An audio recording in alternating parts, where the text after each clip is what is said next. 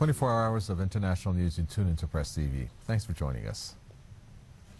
Violence continues in Afghanistan, where a soldier of the U.S.-led foreign forces is killed in an attack.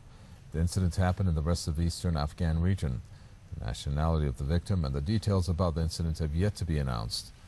Troops mostly from the United States are stationed in the eastern part of the country. This brings the total number of foreign soldiers who have been killed so far in 2012 to 256. Meanwhile, 2 Afghan civilians are killed in a drone attack carried out by U.S.-led forces in Afghanistan. The attack occurred in the legality district of the eastern Nuristan province.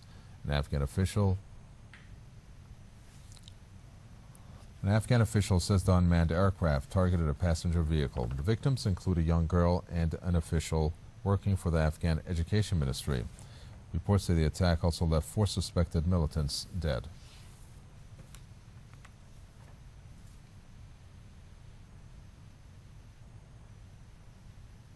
Kabul fires. The first one, if you can tell us about, is the death of a soldier of the U.S.-led foreign forces who was killed in an attack. What do you have for us on that one?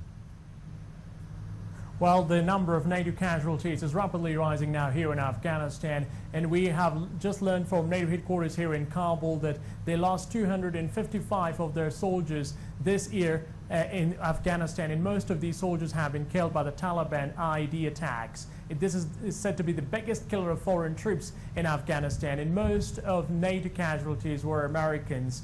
The U.S. is losing a higher percentage of its troops in Afghanistan than any other NATO member country, and many here believe that more deaths will follow them because the Taliban have launched a spring offensive and they are trying to speed up their attacks against foreign troops. Yes, this is the latest in a series of NATO casualties here. This soldier has been killed by a Taliban ambush. This American soldier, along with others, were on patrol when they were ambushed by the Taliban militants, and they came under fire by the Taliban militants, and there was heavy resistance. We have been told by Afghan sources that the American troops there also called in air support, but the fighting between the Americans and the Taliban lasted for almost 2 hours, and finally one of their soldiers has been killed in this latest ambush of the Taliban militants. And what about this drone attack that we've heard about that was carried out in which 2 Afghan civilians were killed? Do you have any information on that? Yes, I do. So far, we only have Tamim Nuristan in eastern Afghanistan, who has reported to media here in Kabul that 2 more civilians have been killed, this time by U.S. drone attack in that part of this country. He is saying that this drone attack took place in Wantagal, a village of Nuristan province, and a man and a woman, 2 innocent Afghans, have been killed. The man was an Afghan government employee. Now, he is trying to gather more facts to send to President Hamid Karzai here in Kabul, who is growing, of course, very critical of U.S.-led military operations in Afghanistan.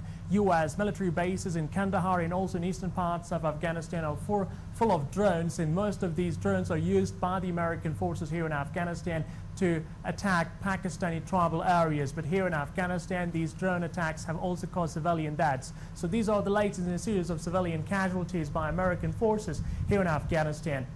Recently, a large number of civilians were also killed by a Taliban attack in Samangan province in northern Afghanistan, and it's very disturbing for the Afghan people that this U.S.-led conflict in this country does not seem to be ending anytime soon, because at the end of the day, it's Afghans who are bearing the brunt of violence, and they are killed in large numbers both by the Taliban and American forces who claim they're here to protect them against the Taliban militants. I do remember when they invaded Afghanistan, Afghans believed that they are here to protect them against the Taliban militants, but that mood and that attitude has completely changed. Now, people here in this country are as afraid of foreign troops as they are of the Taliban.